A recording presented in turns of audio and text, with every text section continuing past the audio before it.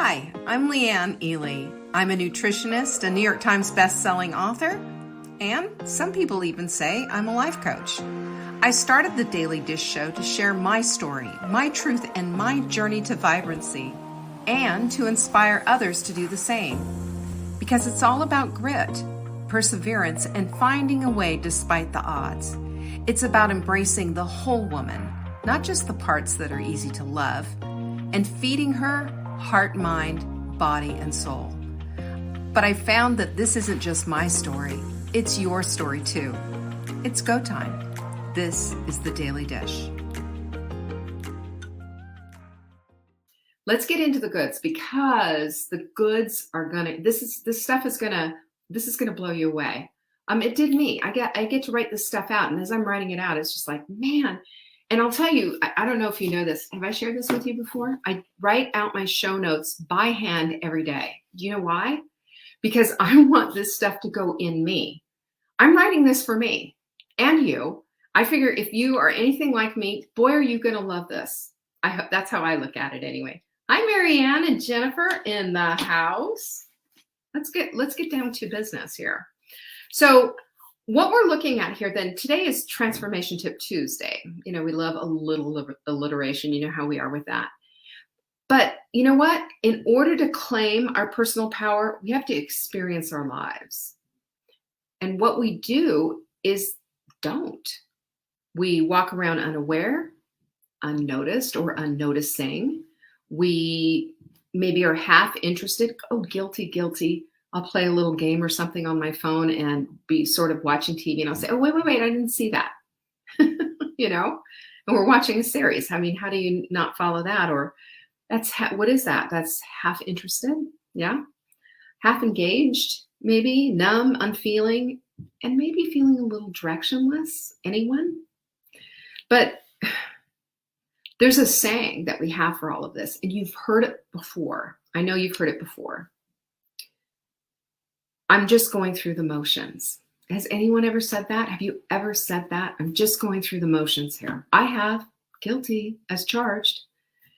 And I think what a shame that is. Now, you know, standing at this point, this junction in my life, where I'm looking at my life and saying, okay, how many weeks of my life have I lived? How many weeks of my life do I have left? Remember that show last week? We talked, you have like 7,000 weeks. And if you're the age 65, you have like 700 and something left. Remember that? Yikes. It just makes you look at time in a whole different light, doesn't it? It does me.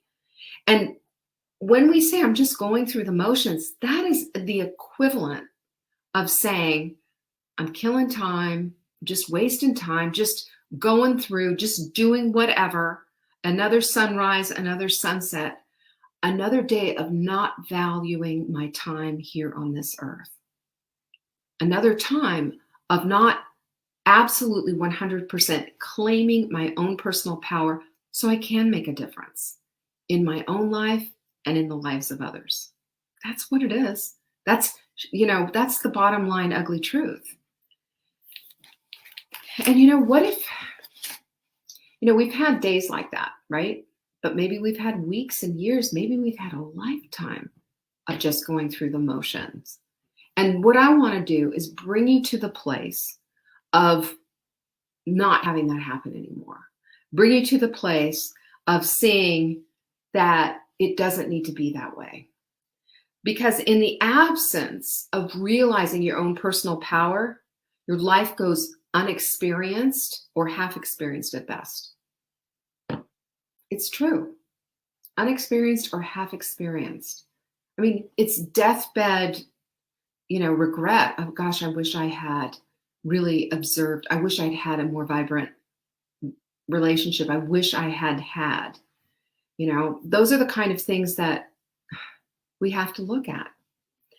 And when we start to understand the depth of what our personal power is, we begin to feel it again. We can begin to feel and experience our lives again. That's what personal power is. It is bringing us to the present and staying away from the past, unless as for teaching purposes only, and quit worrying and hand-wringing about the future. So when we start to feel again, we become aware. We become people who notice. We become interested and curious, engaged, and maybe even visionary. What about that? Because again, we start to live in the now and we're not living in the past anymore. We're not hand wringing over the future. And this nowness has the ability to help us with our personal power and to release us from just impulsive living and the ever-present desire to just cozy up to easy. Have you noticed that? We like easy. Easy's easy. And it's also cozying up to our old fears because that's the thing we know. Ooh, that one stuck in my craw when I was writing that one out. That one really stuck in me. But it's the old way. And the old way of doing things is the comfort level of what all of us have. We all have that. We like doing things the old way. This idea of change, frightening, scary. Don't want to do it, really. But the change is necessary at every bend in the road. We have to be amenable to it. We have to hold our lives in gentle, open hands to realize there is a change a-coming. It is for you and for me and for every single other person on this planet. It doesn't just stay the same. And when we reckon that we've had enough hard in our lives and are doing anything else, the thing that we really want to do and the thing that we want to hotly desire, well, we think that just doing, we think it's piling on by doing things hard. And I call it that too. But what I've recognized is that this is really the truth. When we really want something and when we hotly desire something, we've got to get away from the scary hardness of the whole thing and just walk into that fire. Because our personal power will see us through if we see things from a certain way. James Clear says this, check this out. True behavior change is identity change. You start a habit because of motivation, but you stick with it because it becomes a part of who you are. It becomes your identity. I think it's one of the most clear, absolute pictures of some of our sprinters that you've seen, and you've seen this has become a part of their lives. Joanne, for example.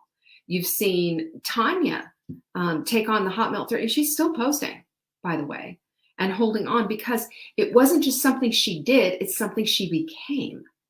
And this becoming, which we talked about a couple of weeks ago, wasn't it? A couple of weeks ago, it wasn't last week, but I believe it was the week before.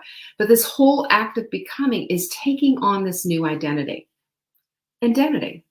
So if we start to identify as women who are aware of and in touch with and living through our own personal power, this above statement, this thing that James Clear said, that becomes our identity, the way we've changed. So let's talk about how we can claim our dormant personal power. Because at some point, we find ourselves living in the past, struggling with what ifs and the future and fear and this and all of that. But it puts our personal power on the back burner when that's the place that we live. Do you get what I'm saying with all of that? Does that make sense? In other words, we're sauteing, to use a kitchen analogy, we're sauteing the fear, we're sauteing and cooking up all the stuff that we know. Instead of on the back burner, there is all the stuff that's going to contribute to the life that we want. And that's our personal power. So one of the things that Brendon Burchard says is that we need to come at life from a different perspective and see ourselves in these different roles. And I say what it is waking up our personal power. Okay? If you are note takers, this is just genius. It's not mine. This is Brendon Burchard. Just incredible stuff. Number one, we start by becoming an observer. Now you've heard me talk about this in a different perspective, but this is a good way to look at it. As an observer, you look at yourself and you think, how am I behaving? You analyze your life as an observer and see, how am I handling these things? So answer this question. Am I responding as my best and highest self, or am I not? What would I say if I was handling this as my best and highest self? When we get into I will give you an example today. I put something away at home, and Mark said, well, I didn't put that away. I think you did. You were the one clearing the table. And I said, nope, pretty sure it was you. And then I remembered, you know what? It was me. And I know exactly where that is. And I went in, got the thing, came out with it, and said, here it is. And he said, oh, where was it? And I said, well, I could tell you I found it in the garage because that's where you had put it. That's because that's what he said. I would have put it in the garage. I said, but I'm going to tell you, that's not what happened. I was wrong. And what I did was I took it and I put it, in the dresser, in the top drawer. And we both laughed about it. But do you see how this could have been a contentious discussion? It could have.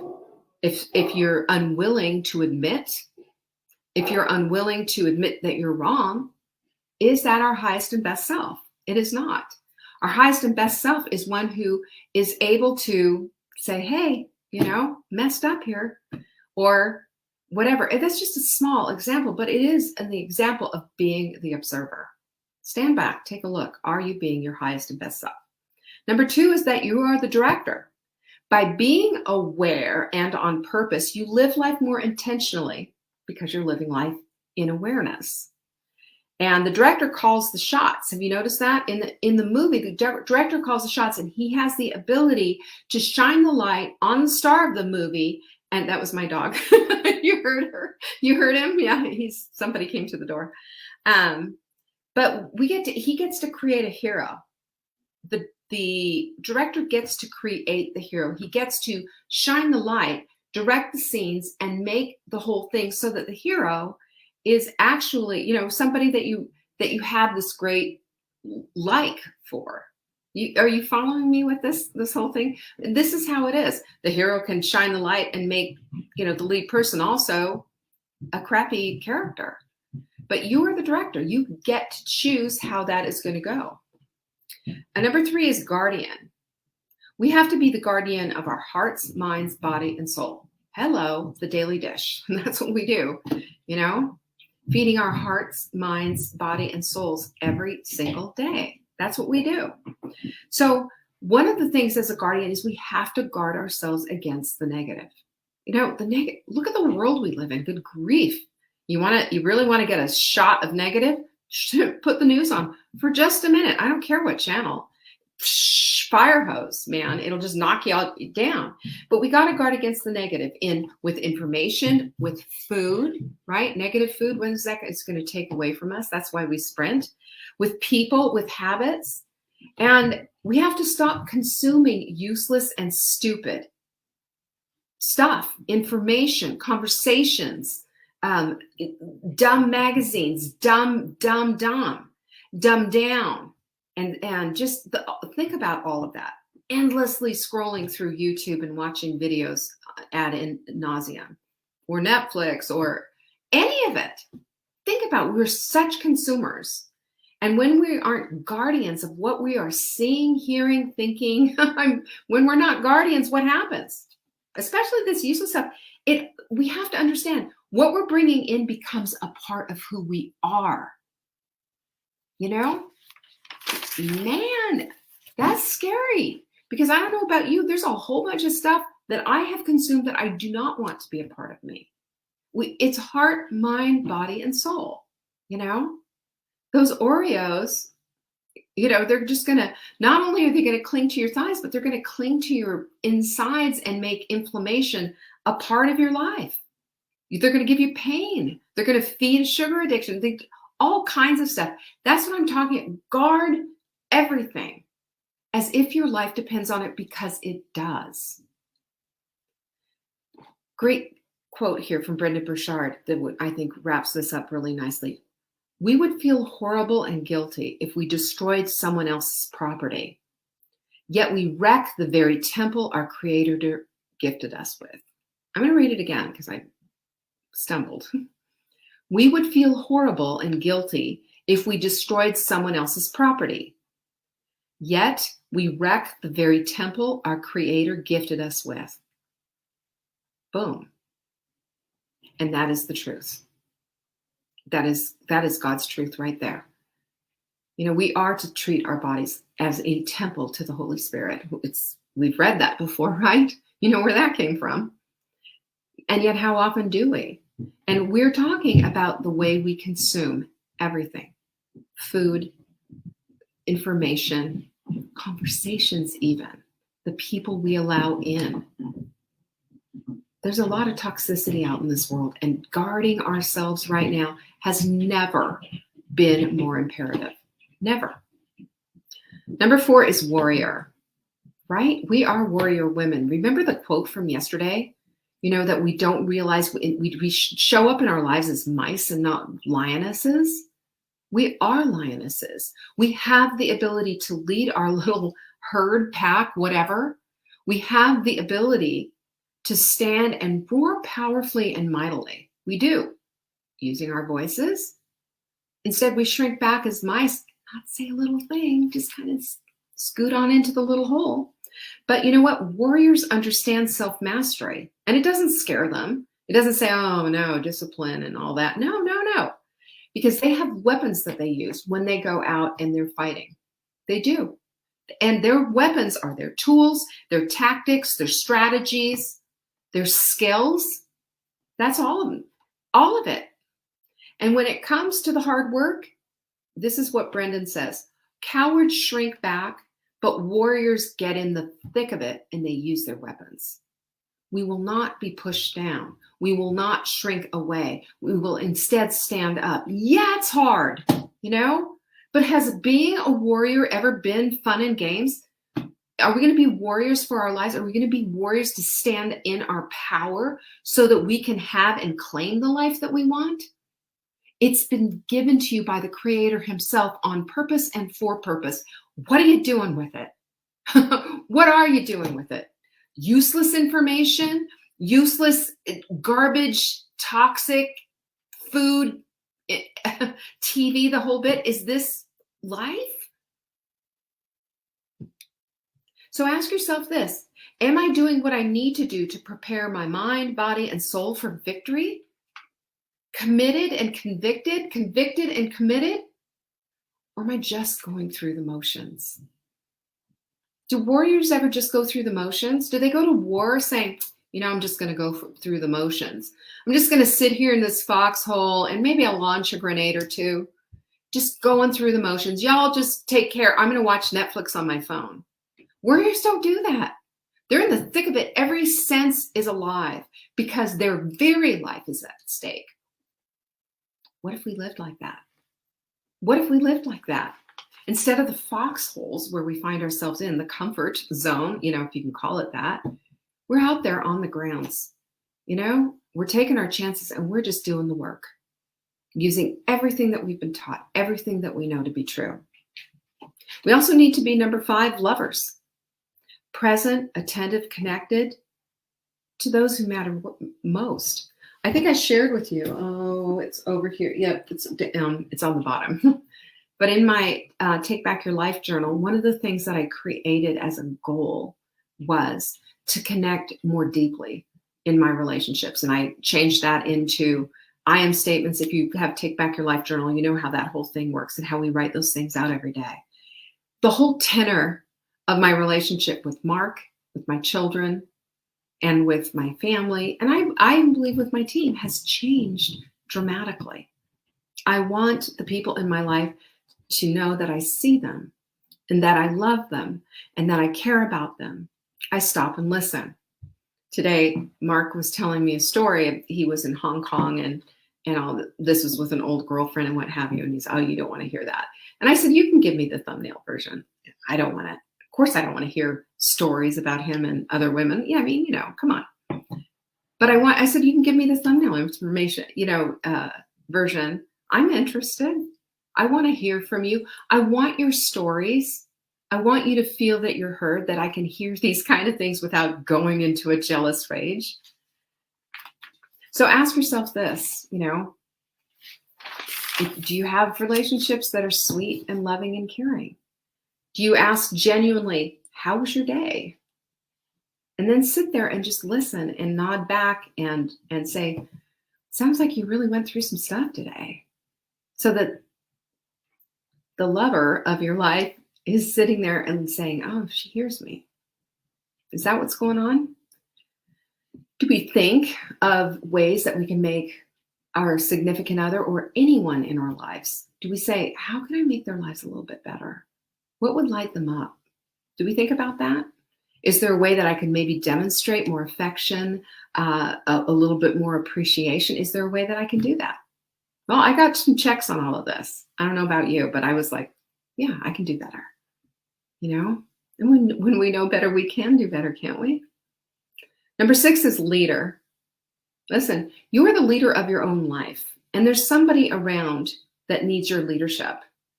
And we're here now on purpose and for purpose, and it's not to just sit in a foxhole. It's to be out on the battleground. It's to be out and participating and fighting for the life that we want, fighting for the life that we want. And this world has never needed more fearless leaders than right now. Never. So ask yourself this: how can I uplift others and improve the world that I influence? Do you know that right now, every single person that I'm talking to, every single person who's listening to this has a world that they influence? What's your world about? Do you love your little house that you live in? Are you appreciative of every little thing that's around you? I like to look, today I did a big cleanup this morning on all of my papers because they're just everywhere and stuff piled up. And it made me love my little office a little bit better. But that's just one thing that you can do. There's 100,000 things probably, if you stop to count, to figure that out. So ask yourself this: how can I uplift others and improve the world that I influence at home, at work, and in service? And all of these roles are going to help us to recognize and to wake up our own personal power. Because I'm going to tell you right now, it's time for you, it's time for me to wake up and to claim our personal power that already lives within us, so that we can go out and live the lives that are intentional, that are vibrant, and are impacting everyone in the world around us. If you're going to live well, if you're going to live in a way where you're going to hear, well done, my good and faithful servant, you're going to need to claim that personal power that was put inside of you on purpose and for purpose at such a time as this. Amen. Well, I hope you enjoyed that. Thank you, Sarah. Amen. Pinkies up. That's what I have to say about that. So thanks for joining me today. Peace be with you. Bye-bye. Thank you for joining me today. You can find me on TikTok for daily tips to help support your most vibrant life. And remember, you are the author of your own story. Until next time.